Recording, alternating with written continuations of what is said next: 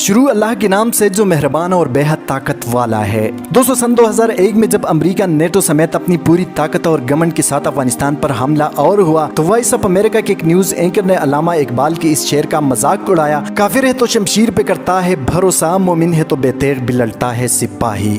دوستو اس بدبخت news anchor نے صرف علامہ اقبال کی اس شعر کو ہی اپنے مذاق کا نشانہ نہیں بنایا بلکہ پوری دنیا کے مسلمانوں اور اسلام جیسے پاکیزہ دین کو بھی کھلم کھلا چیلنج کیا۔ وائس آف امریکہ کی اس نیوز اینکر نے کہا کہ اب ہم دیکھتے ہیں کہ اللہ کی یہ بے تیغ سپاہی امریکہ اور نیٹو جیسے طاقتور دشمن کا مقابلہ کب تک کر سکتے ہیں۔ دوستو اس کے بعد امریکہ نے اپنی طاقت کی جلوے دکھانا شروع کیے اور چاروں طرف سے امریکہ اور نیٹو افواج نے افغان سرزمین پر ایسے خطرناک کلسٹر بم گرائے جس سے تورا بورا جیسے مضبوط پہاڑ تک اپنی جگہ سے ہل گئے۔ دوستو موقع کی نزاکت کو دیکھتے ہوئے افغان مجاہدین اپنے مورچوں تک ہی محدود ہوئے کیونکہ وہ جانتے تھے کہ امریکی ایئر فورس اور میزائلز کا مقابلہ کرنا ان کی بس میں نہیں۔ اس لیے تقریباً 1.5 سال تک افغان مجاہدین نے کسی قسم کی مزاحمت نہ کرنے کا فیصلہ کیا، جس کے بعد امریکہ اس خوش فہمی کا شکار ہوا کہ طالبان ڈر کے مارے بھاگ گئے اور آہستہ آہستہ امریکہ نے اپنی فوجیں زمین پر اتارنا شروع کیے۔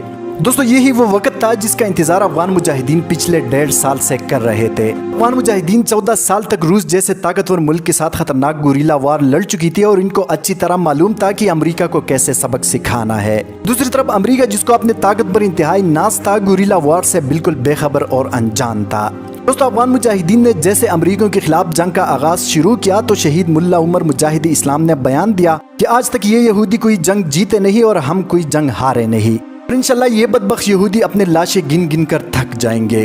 اب وقت آیا ہے ان بزدل دشمنان اسلام کو سبق سکھانے کا۔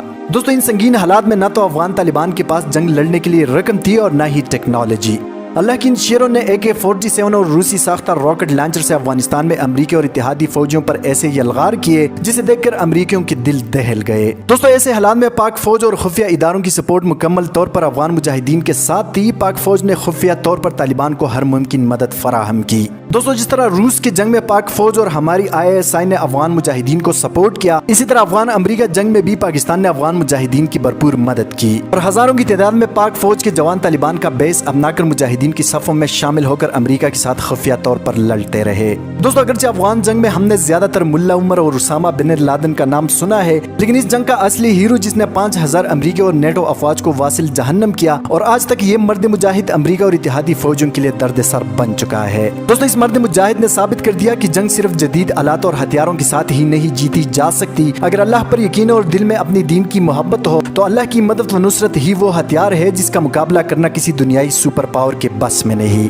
امریکہ جو اپنے آپ کو سپر پاور مانتا ہے یہ بات نہیں جانتا کہ مسلمانوں کے پاس بھی ایک سپریم پاور ہے جس کا مقابلہ ناممکن سے بھی زیادہ ناممکن ہے۔ دوستو افغان سرزمین پر امریکہ کو جو سب سے زیادہ زخم ملے ہیں وہ ملا ابراہیم ہی کے ہاتھوں ملے ہیں۔ ملا ابراہیم جس کا اپنا نام خداداد ہے اور اللہ تعالیٰ نے اس مجاہد کو ایسی خداداد صلاحیتیں بخشی ہے جس کا اعتراف امریکہ خود بھی کر چکا ہے۔ دوستو یہ وہی کمانڈر خداداد ہے جس کو امریکہ کی جدید ٹیکنالوجی اور سیٹلائٹ آج تک ڈھونڈ نہ سکی۔ کمانڈر خداداد نے امریکی اور اتحادی فوجوں پر 500 سے زیادہ حملے کیے جن میں تقریباً 5000 امریکی اور اتحادی فوجی ہلاک ہوئے۔ دوستو کمانڈر خداداد کے حملوں کے نتیجے میں امریکی اور اتحادی فوج کو اربوں ڈالرز کا نقصان اٹھانا پڑا۔ اپنے آپ کو سپر پاور کہنے والا امریکہ آج بھی اس نڈر سپاہی کے سامنے بالکل بے بس ہے۔ نہ صرف CIA بلکہ دنیا کی ٹاپ ایجنسیاں آج تک کمانڈر خداداد کو ڈھونڈ نہ سکی۔ یہ مرد مجاہد کئی سالوں تک امریکی بیس کے قریب چھپا رہا لیکن باوجود جدید ٹیکنالوجی اور بہترین خفیہ اداروں کی ڈھونڈنے سے بھی امریکہ کو ناکامی ہی نصیب ہوئی۔ دوستو کمانڈر خداداد جس کی ڈر سے امریکہ اور اتحادی افواج جنگ لڑتے وقت ڈائپر کا استعمال کرتے ہیں، اس مجاہد کا ڈر اور وحشت امریکی فوجوں کے دل و دماغ میں اس قدر سرایت کر چکا ہے کہ کسی کو اجازت نہیں کہ وہ امریکی فوجوں کے ساتھ خداداد کا تذکرہ کر سکے،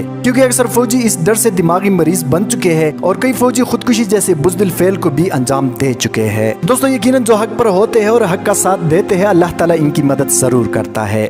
دوستو جس طرح روس کو پاکستان اور افغان طالبان نے مل کر شکست دی، بالکل اسی طرح آج پاک فوج اور افغان طالبان نے مل کر امریکہ کا غرور خاک میں ملا دیا۔ آج امریکہ بھاگنے میں ہے مگر اپنی ڈر کی وجہ سے بھاگ نہیں سکتا، کیونکہ امریکہ اس بات کو بخوبی جانتا ہے کہ پاک فوج اور افغان مجاہدین اصل میں ایک جسم کے دو بازو ہے اور امریکی فوج کے افغانستان سے جانے کے بعد یہ دوبارہ سے مستحکم ہو کر اس خطے پر حکمرانی کریں گے، جو کہ امریکہ، اسرائیل اور بھارت کے لیے شدید خطرہ ہے۔ دوستو آج 20 سال بعد امریکہ افغانستان میں اپنے شکست تسلیم کر چکے ہیں۔ دوستو یہ وہ بے تیغ سپاہی تھے جو شاہ سواروں کے آگے ڈٹے رہے، لیکن اب ان کو کون بتائے کہ یہ وہ بے تیغ مجاہد تھے جنہوں نے افغانستان کو امریکیوں کا قبرستان بنایا۔ اللہ تعالیٰ مسلمانوں کی حفاظت فرمائے۔ दोस्तों आज की वीडियो में इतना ही। मजीद इस तरह की मालूमाती वीडियोस के लिए हमारे चैनल उर्दू टाइम लाइन को सब्सक्राइब करना मत भूलिए। हफीजुर रहमान को दीजिए इजाज़त। ना बहुत सारा ख्याल रखे। इस्लाम जिंदाबाद, पाकिस्तान पाइंदाबाद।